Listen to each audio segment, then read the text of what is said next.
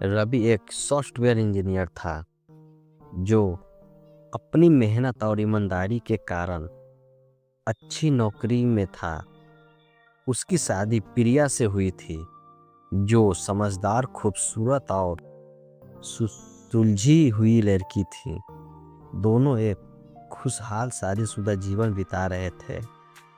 प्रिया की छोटी बहन साक्षी, जो अभी कॉलेज में थी, अक्सर उसके घर आती जाती रहती थी। साक्षी बेहद चुलबुली और हंसमुख थी। उसे हर चीज में मजा आता था और उसकी बातें रवि को हंसने पर मजबूर कर देती थी। शुरुआती दिनों में रवि साक्षी को सिर्फ अपनी साली के रूप में देखता था, लेकिन समय के साथ दोनों के बीच एक अनकही दोस्ती बन गई।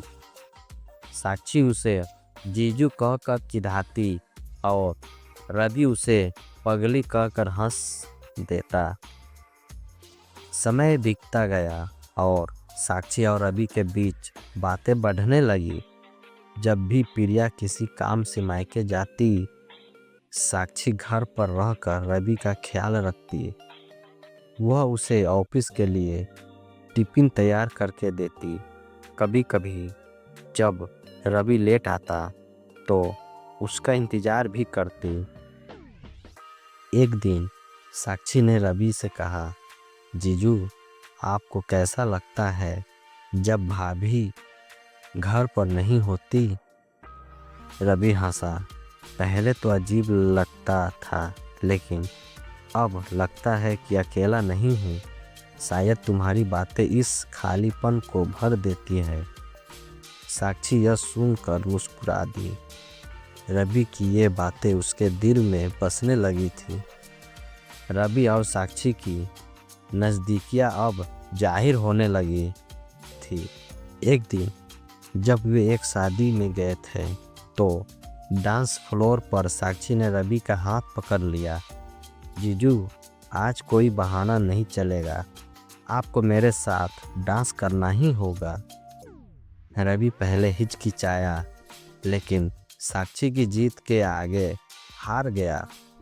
जैसे ही उन्होंने डांस शुरू किया, रवि को पहली बार महसूस हुआ कि साक्षी की आंखों में कुछ अलग ही जादू है।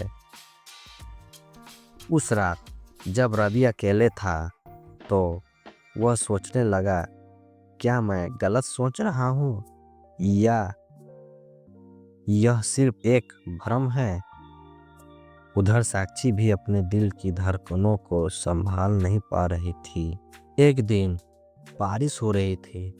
साक्षी घर पर अकेली थी और बिजली चली गई। डर के कारण उसने रवि को फ़ोन किया, जीजू, बहुत डर लग रहा है, प्लीज़ जल्दी आ जाओ।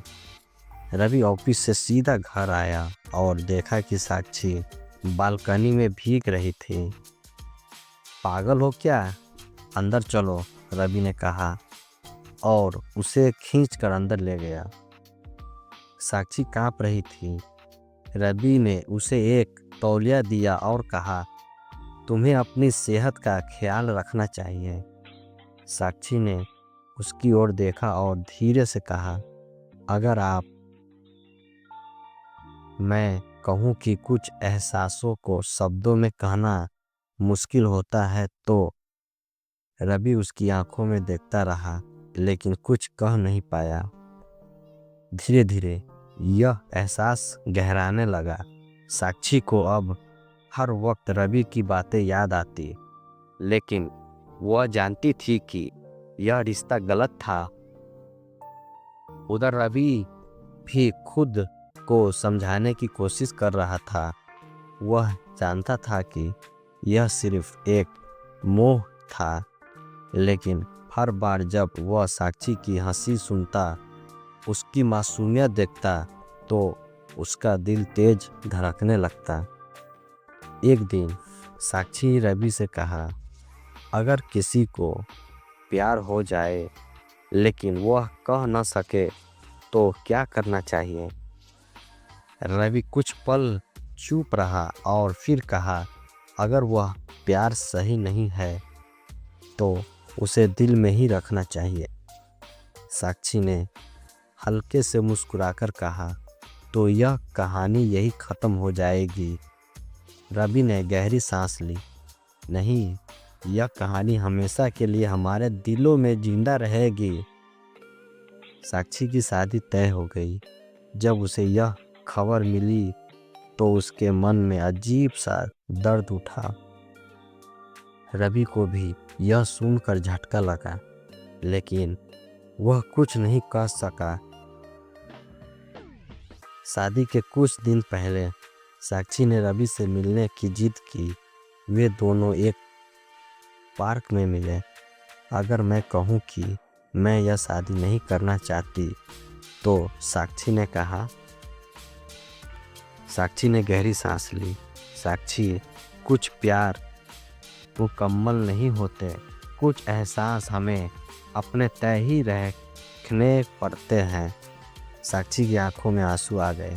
उसने जबरन मुस्कुराकर कहा, शायद तुम सही कह रहे हो जीजू।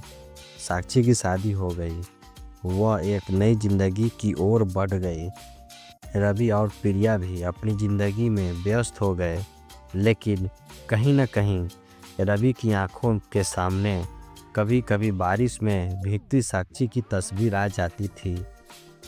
साक्षी भी कभी कभी उन यादों को दोहराती थी जब वह रवि के साथ थी। उनका प्यार कभी मुकम्मल नहीं हुआ, लेकिन वह एहसास हमेशा के लिए उसके दिलों में धड़कता रहा, एक अनकही मोहब्बत। कैसी लगी यह कहानी? क्या इसमें कोई और मोड़ जोड़ना चाहोगे? कमेंट में ज़रूर बताएं।